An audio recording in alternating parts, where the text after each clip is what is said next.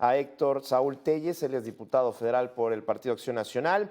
Bienvenido. Y también nos acompaña Israel Zamora, analista en temas internacionales, ex senador de Morena y ex integrante de la Comisión de Relaciones Exteriores para América del Norte. A ambos les doy la bienvenida y les pido una opinión que vaya entre un minuto 30 para que sea más dinámica esta mesa. Me gustaría empezar contigo, Héctor. Dame tu opinión, sobre todo, pues hablar del sector automotriz, por supuesto.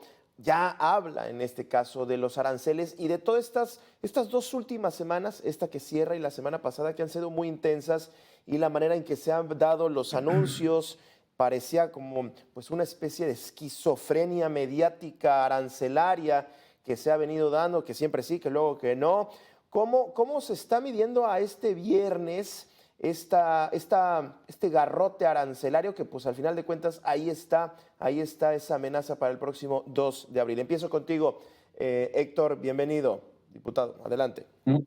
Muchas gracias, un saludo a todo el auditorio, un saludo también a Israel. Y por supuesto que, bueno, desde el día 20 de enero que tomó posesión el presidente Donald Trump en los Estados Unidos, ha venido esta amenaza, esta agresión hacia nuestro país en el tema arancelario. Por supuesto que una de las industrias que seguramente iba a sufrir los estragos más grandes es la de la industria automotriz. Esta industria automotriz en nuestro país asciende a prácticamente el 4.6 del PIB nacional. Imagínate, es una industria muy importante. Nosotros celebramos que el presidente Donald Trump pues haya tomado la decisión momentánea. Sigue latente ahí la amenaza para el día 2 de abril, en donde tendrá que revisar qué aranceles recíprocos se van a dar.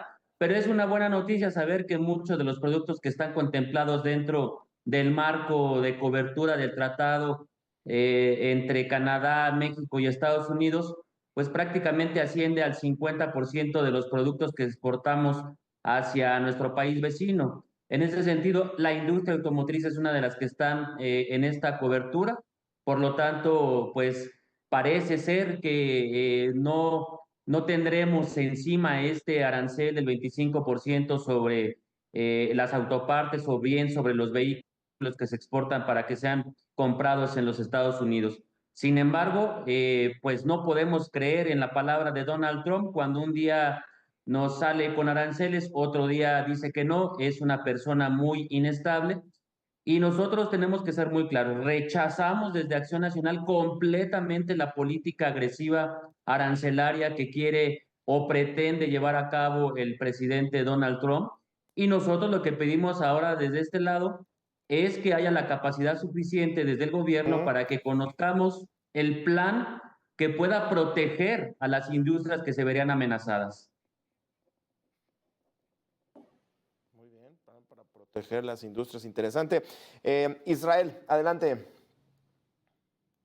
Pues mira, nosotros creemos que estas medidas que está tomando Donald Trump no son privativas a México. Hemos visto, incluso desde antes de que él fuera nuevamente presidente, muchos de sus asesores han escrito libros acerca de la guerra arancelaria como una medida para tratar de fortalecer la economía en Estados Unidos. Uno de sus asesores principales ha escrito libros específicamente acerca de la guerra contra China y cómo las tarifas serían la herramienta utilizada para enfrentar esta guerra, que ellos así le llaman, en este asesor de Donald Trump. Entonces, eso viene desde el 2012, esa idea, y obviamente México está siendo parte de esa estrategia global que tiene Estados Unidos. Ahora recordemos que lo del 2 de abril es específicamente también para Europa, ¿no? Tenía dedicatoria especial para Europa. Ahora México entra ya también en este análisis de los aranceles recíprocos que en su caso se aplicarían, y ahí queda esta duda de si va a ser así con México, porque si así fuera, pues México prácticamente no tiene ningún arancel impuesto a los productos que vienen de Estados Unidos en virtud de nuestro Tratado de Libre Comercio, que es el TEMEC, y por lo tanto no entraríamos en ninguna de estas aranceles que se mencionan. Entonces, bajo esa lógica, pues yo creo que vamos a continuar. Sin embargo, yo creo, Gabriel, que hay algo que va a ser el freno a Estados Unidos. Hoy cerraron hace hace un par de horas las bolsas en Nueva York y reportaron en esta semana, según Bloomberg, una caída que no habían tenido en 6 meses. No solo los indicadores como Standard & Poor's, sino muchos otros, principalmente cuáles fueron los sectores que se cayeron esta semana a niveles que no había habido en 6 meses en Estados Unidos. Se cayó el sector financiero, obviamente porque acceder a crédito, muchas personas ante estas amenazas arancelarias, nadie le quiere entrar, el riesgo incluso de impago se incrementa. Pero ¿cuál fue el otro sector que se ve después del financiero, que fue el más afectado? Se vio afectado el sector del consumo, es decir, el consumo de bienes básicos también sufrió una caída prácticamente del 5%, del 4% y fracción. Entonces creo que eso va a ser un límite que se le va a poner a Trump para no continuar con esta estrategia. Sí, por supuesto que en este caso el presidente Trump y pues, sus asesores, espero, están leyendo todo esto que comentas, la paridad peso-dólar, que también tuvo una movilización, la caída. Y yo sumaría inclusive, hablando de las automotrices, desde la semana pasada, pues los mensajes de las 3 principales armadoras en los Estados Unidos que le pidieron, espérate, esto va a provocar una situación mucho más grave en términos económicos. Ahora, me gustaría dejar la pregunta porque tengo que ir a la pausa. ¿Se está haciendo lo suficiente? Sobre todo pensando que el próximo domingo la presidenta dará un mensaje ya en un tono más festivo, pero ojo, esta amenaza de las aranceles, pues ahí está. No sé si así van a ser, así va a tener que ser con Donald Trump. ¿Y qué se puede hacer? Voy a la pausa y regresamos con ese tema. Ha venido dando en varios tonos. Primero en un tono digamos, de defensa de la soberanía y ahora de festividad, digamos hasta cierto punto, porque al final de cuentas la amenaza de los aranceles ahí sigue. Y yo, en 2 sentidos va esta pregunta. ¿Hay algo que festejar en este sentido? Y preguntarte, ¿qué hacer con esto, teniendo en cuenta que va a ser así cada mes el arancel, porque pues ¿qué tipo de relación vamos a tener con un socio que no es nada confiable, ¿no? Yo creo que sí hay que festejar que se haya logrado este acuerdo gracias a la llamada que tuvo la presidenta Claudia con Donald Trump. Por supuesto que ahorita estaríamos viviendo un escenario completamente distinto si hubieran entrado en vigor los aranceles que había ya prácticamente establecido como presidente Trump. Estamos, por supuesto, sí hay mucho que festejar. Ahora, ¿qué debe de hacer México? Creo que México, el eje rector de su relación ha sido el adecuado, el respeto al presidente Donald Trump. Creo que eso ha marcado una gran diferencia con muchos otros gobiernos. No digo que sean todos, pero la gran mayoría de los otros gobiernos, incluso de aliados de Estados Unidos históricos, como lo es Canadá, o muchos de sus aliados en Europa, pues hemos visto que ha tenido una posición sumamente fuerte, incluso llamándole gobernador al primer ministro de Canadá, Justin Trudeau, lo cual incluso de un respeto que no es el suficiente entre pares. Y la relación con la presidenta Claudia ha sido muy buena. Ayer se refirió a ella en su post que hizo en su red social como una mujer maravillosa. Eso es una gran ventaja y deriva del respeto con el que México ha llevado la relación, específicamente la doctora Claudia Sheinbaum. Ahora, ¿qué debe de hacer México? Lo que se está haciendo, que es a través de una alianza con el sector empresarial, porque recordemos que cuando se anuncian los aranceles, lo primero que se hizo fue convocar al Consejo Coordinador Empresarial y a las cámaras empresariales más importantes de México para juntos, gobierno y empresarios, armar una respuesta no de confrontación, porque la confrontación no es la vía. Si la presidenta hubiera salido a manifestarse más duro en contra de lo que declararon con calumnias del supuesto vínculo del gobierno con el narcotráfico y México hubiera respondido de una manera grosera, también eso hubiera provocado tal vez la implementación. Se cierran las puertas de la negociación. Entonces México debe de continuar, por supuesto, a actuar con aranceles retaliatorios que le llaman en caso de que Estados Unidos ponga un arancel. Pues, por reciprocidad México debería de imponerlo, pero no de manera generalizada. México debe de ser más estratégico porque la imposición de aranceles a los primeros que perjudica es al mercado interno. Cada arancel que ponga México al que va a afectar es al consumidor mexicano que está acostumbrado a adquirir bienes que son importados de Estados Unidos. Entonces, eso es lo que debe de hacer el gobierno mexicano, tener un plan con el empresariado, mantenerse muy serenos, no, por ejemplo, había algunos de la oposición que decían que México retire a la Guardia Nacional de la Frontera, que había sido uno de los criterios que había impuesto Estados Unidos para determinar si continuaban o no los aranceles o la suspensión, y yo creo que no es así. México debe de continuar con su combate a la seguridad, pase lo que pase y determine lo que determine Estados Unidos. Debe de continuar con su respeto al presidente Donald Trump, pase lo que pase.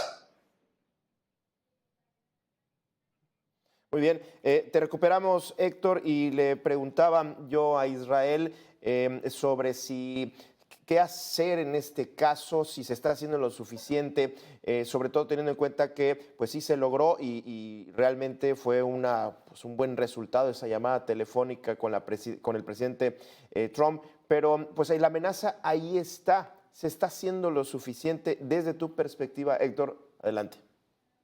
Mira, yo creo que si el presidente Donald Trump cambió su decisión, no fue tanto por las negociaciones o el buen trabajo que haga el gobierno de México. Hay que decirlo claro, si cambió de opinión fue porque los grupos empresariales de Estados Unidos presionaron, obviamente, porque tienen efectos negativos también allá en Estados Unidos la implementación de esta política.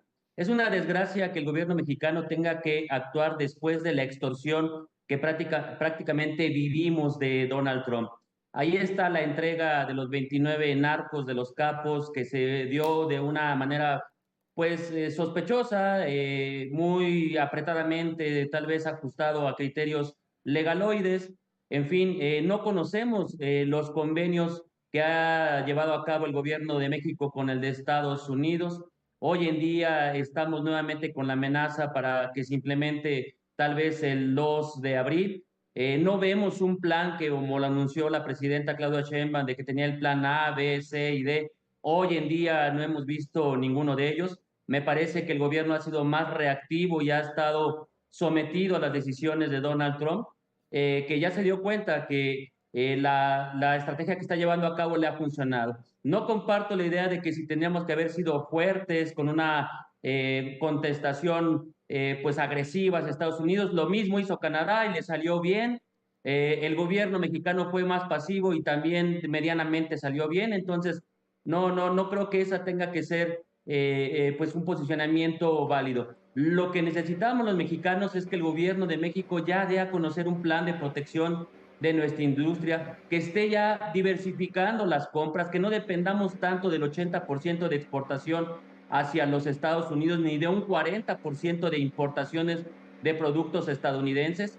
Tenemos otros tratados con Asia, con Japón, con otros países como de América Latina, con Europa. Creo que el gobierno tiene que ir cuidando de ahora en adelante esas relaciones comerciales para diversificar. Sabemos que todo esto pues también nació porque se dejó un abandono de la política de seguridad en el tráfico de fentanilo. Esta reacción agresiva de los Estados Unidos ha sido por el dominio que ha tenido el narco aquí en nuestro país y sobre todo también las relaciones comerciales que podrían ser catalogadas como de comercio desleal en nuestra relación con China. Tampoco vimos al gobierno mexicano haciendo uso Ya. de sus facultades para ir a la OMC. Entonces, creo que el gobierno mexicano tiene 30 días para establecer un buen plan de trabajo y que pueda darle certeza a los mexicanos que cuiden empleos y sobre Muy todo a bien. la industria mexicana. Tengo que cerrar y me gustaría una conclusión breve, pero no sé si ponerles el tema, sobre todo no nos va a alcanzar, la salida de Ramírez de la O, que ahora, como secretario de Hacienda, que ahora es designado como asesor económico para asuntos internacionales, no sé si tendrá alguna repercusión. Una breve conclusión, porque me tengo que ir, ya tengo el tiempo encima. Adelante, por favor, Israel.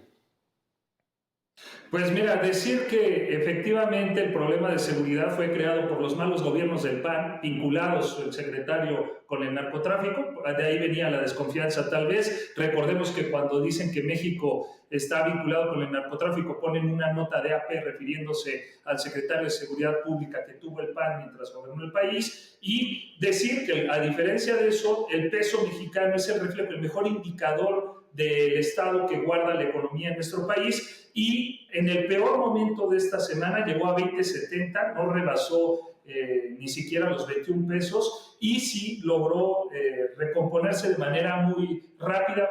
Hoy cerró en 20.26 pesos respecto al dólar, y decir que esos indicadores nos hablan Muy bien. que hablan más de la fortaleza de la economía mexicana, más allá de una persona que es un gran secretario de Economía, pero de Hacienda y Crédito Público, pero va mucho más allá, y además va a ser ahora asesor. Sí.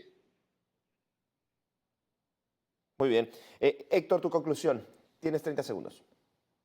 Pues mira, yo creo que Rogelio Ramírez de la O se va en los peores momentos de la crisis económica en nuestro país, dejando prácticamente en recesión técnica, con un crecimiento que se proyecta en 0.6 puntos del PIB. Deja atrás de él un crecimiento de 1.2 del año pasado en PIB, el más pobre de los últimos 6 años de crecimiento.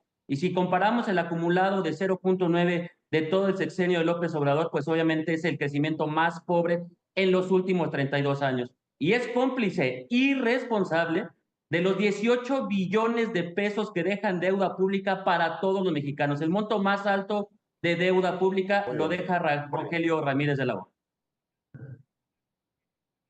Bueno, insisto, ya no nos alcanzará el tiempo, es un tema interesante y que en una próxima ocasión lo vamos a tocar, por supuesto. Muchísimas gracias a ambos por su tiempo y por haber estado intercambiando sus puntos de vista aquí en A Debate. Gracias, gracias, por supuesto. Y miren, antes de irnos...